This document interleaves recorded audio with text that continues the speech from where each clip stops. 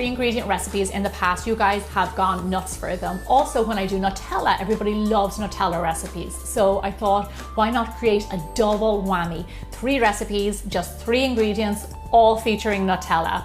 I'm really excited to do this video, so let's get baking.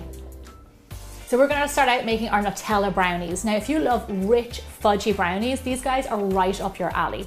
The recipes can be found on biggerbolderbaking.com, and also make sure you tap that subscribe button so you don't miss out on any of my upcoming videos. Okay, let's start out in a nice large bowl. So the first thing that we're adding in is our Nutella. There you go, there is all our gooey, chocolatey Nutella. Already smells lovely.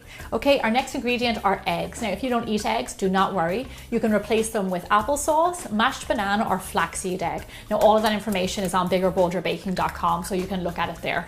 And then lastly, our third ingredient is flour. Now, it's just a little bit, and this will make it nice and cakey, but still really gooey and fudgy, which is the way I like it. And then with your whisks, just bring it all together.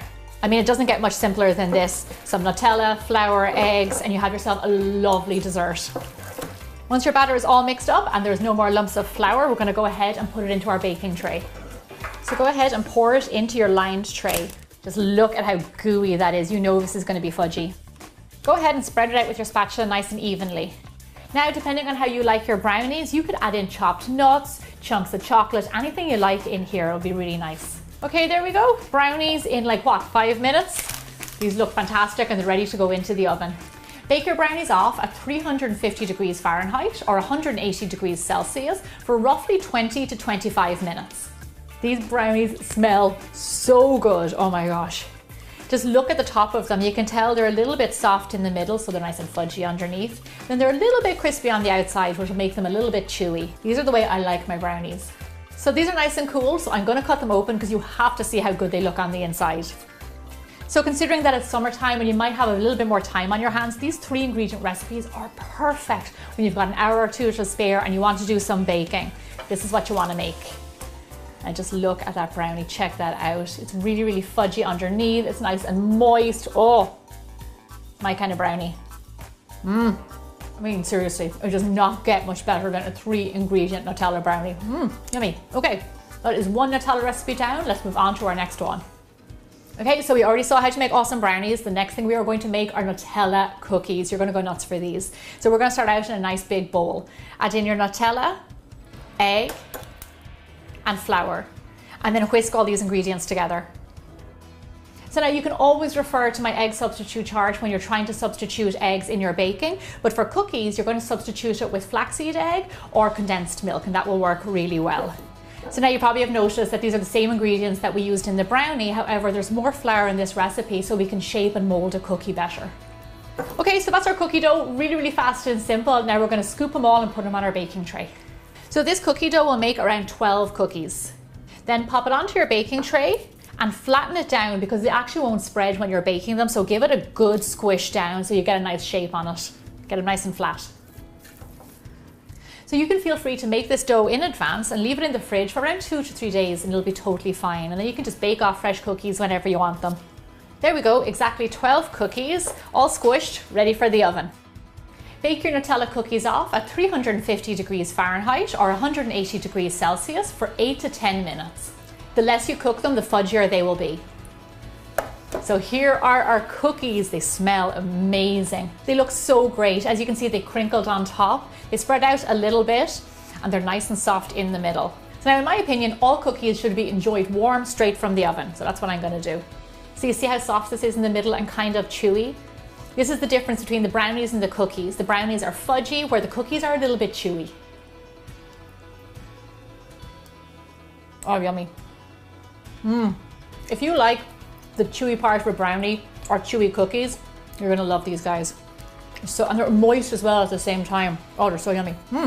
Okay, 2 successful Nutella recipes down. Let's move on to our third one. So this last Nutella recipe is going to blow your mind. I have my food processor here and I have some Oreos, but you can use any kind of chocolate cookies or even plain cookies that you have at home. I'm gonna add these in there. And then my secret ingredient, Nutella. Just gonna go ahead and scoop it right in there, like chocolate gold. Check that out. Oh, yummy.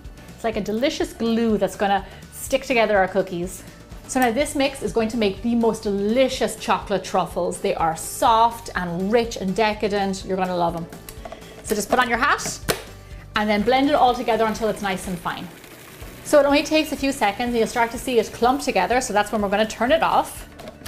Take off your hat. And then as you can see, it's kind of formed a dough. This is perfect for shaping into our truffles.